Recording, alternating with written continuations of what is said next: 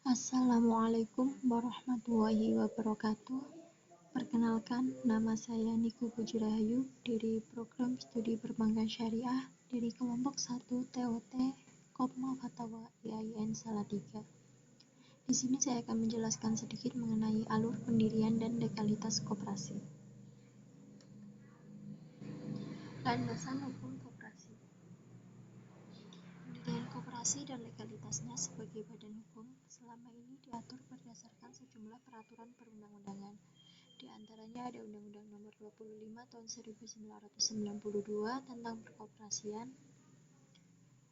PP Nomor 4 Tahun 1994 tentang persyaratan dan tata cara pengesahan akta pendirian dan perubahan anggaran dasar koperasi, PP Nomor 98 Tahun 1998 tentang modal penyertaan oleh koperasi, Permen Koperasi dan UKM Nomor 98 Tahun 2004 tentang notaris pembuat akta koperasi dan masih banyak lainnya. Pengertian koperasi menurut pasal 1. Koperasi adalah badan usaha yang beranggotakan orang seorang atau badan hukum koperasi dengan melandaskan kegiatannya berdasarkan prinsip koperasi sekaligus sebagai gerakan ekonomi rakyat yang berdasar atas asas kekeluargaan. Sedangkan dari segi tingkatan, koperasi dibedakan jadi koperasi primer dan sekunder. Koperasi primer beranggotakan sejumlah orang minimal 20, sementara koperasi sekunder beranggotakan badan hukum koperasi minimal 3 badan hukum koperasi. Berdasarkan jenis usaha atau kepentingan ekonomi anggotanya, lembaga ini dibedakan menjadi koperasi produsen, koperasi konsumen, koperasi jasa, koperasi simpan pinjam, dan koperasi pemasaran. Selanjutnya, ada syarat pendirian koperasi. Yang pertama, koperasi primer harus didirikan oleh minimal 20 orang yang punya kegiatan dan kepentingan ekonomi yang sama. Sedangkan pendiri koperasi sekunder minimal 3 badan hukum koperasi. Yang kedua, para pendiri atau kuasa pendiri koperasi mengajukan permintaan pengesahan akta pendirian koperasi secara tertulis atau elektronik kepada Menteri Koperasi dan UKM. Yang ketiga, pengajuan pengesahan akta pendirian koperasi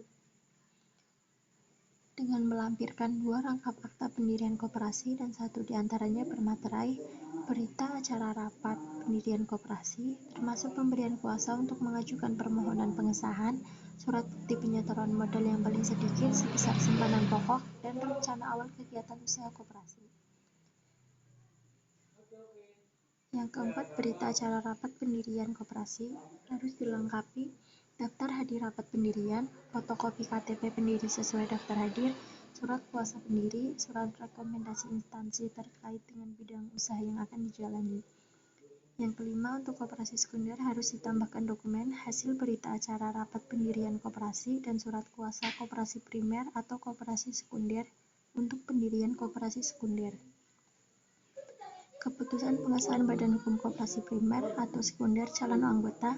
Koperasi primer atau sekunder calon anggota melampirkan nomor pokok wajib pajak atau NPWP aktif. Yang terakhir, ada syarat tambahan untuk pendirian koperasi simpan pinjam dan koperasi simpan pinjam syariah. Selanjutnya, tahapan pendirian koperasi. Yang pertama, perencanaan pendirian koperasi. Ada minimal 20 anggota. Untuk koperasi primer, menentukan tempat kedudukan koperasi, punya modal sendiri, minimal dari simpanan pokok, bisa ditambah simpanan wajib dan hibah. Tentukan nama koperasi, paling sedikit 3 kata setelah frasa koperasi. Buat rencana awal usaha. Dan ada calon pengurus dan pengawas. Yang kedua, penyampaian rencana dan konsultasi ke dinas daerah atau pusat atau kementerian. Yang ketiga, rapat pendirian koperasi. Dihadiri calon pendiri, dihadiri pejabat, penyuluh dari dinas atau kementerian, dapat dihadiri notaris. Rapat pendirian koperasi dipimpin oleh pimpinan dan sekretaris yang ditunjuk para pendiri. Rapat memilih pengurus dan pengawas serta menentukan masa baktinya. Rapat pendirian koperasi membahas rancangan anggaran dasar. Hasil rapat dibuat dalam notulen rapat atau berita acara rapat. Notulen rapat atau berita acara rapat dituangkan dalam rancangan anggaran dasar koperasi. Notaris mencatat kesepakatan tentang pokok-pokok hasil pembahasan dalam rapat pendirian. Pokok-pokok hasil pembahasan dirumuskan dalam akta pendirian koperasi. Yang keempat, verifikasi nama koperasi. Yang kelima, pengajuan pengesahan akta pendirian koperasi. Yang keenam, verifikasi dokumen permohonan. Yang ketujuh, mekanisme disismining BHKOP. Yang kedelapan, pengesahan pendirian koperasi. Demikian yang dapat saya sampaikan. Apabila masih banyak kesalahan serta kekurangan, saya mohon maaf. Wabillahi taufiq wal hidayah. Wassalamualaikum warahmatullahi wabarakatuh.